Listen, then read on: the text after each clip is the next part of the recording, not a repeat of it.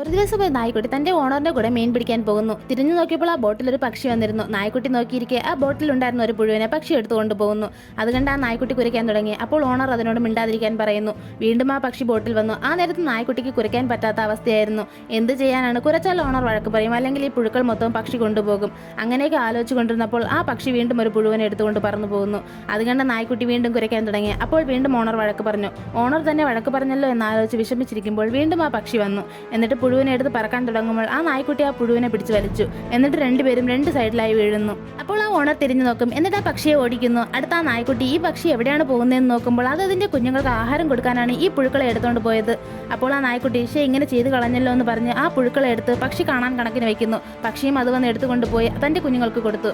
പുഴുക്കളെ പക്ഷിക്ക് കൊടുത്തത് കൊണ്ട് ഓണർ വഴക്ക് പറയുന്ന വിചാരിച്ച് വിഷമിച്ച് നായ്ക്കുട്ടിയിരിക്കും. അപ്പോൾ ആ പക്ഷി കുറച്ച് മീനുകളെ പിടിച്ച് ബോട്ടിൽ കൊണ്ടിടും. അതുകൊണ്ട് ഓണർ ആ നായ്ക്കുട്ടിയെ പ്രശംസിച്ചു. ഈ നായ്ക്കുട്ടിയെ പോലെ നമ്മൾ ലൈഫിൽ സ്വാർത്ഥത കാണിക്കാതെ മറ്റുള്ളവരുടെ കഷ്ടങ്ങളെ മനസ്സിലാക്കി നമ്മളെ കൊണ്ട് പറ്റുന്ന സഹായം ചെയ്താൽ മതി, അവർ ഹാപ്പി ആയിക്കോളും.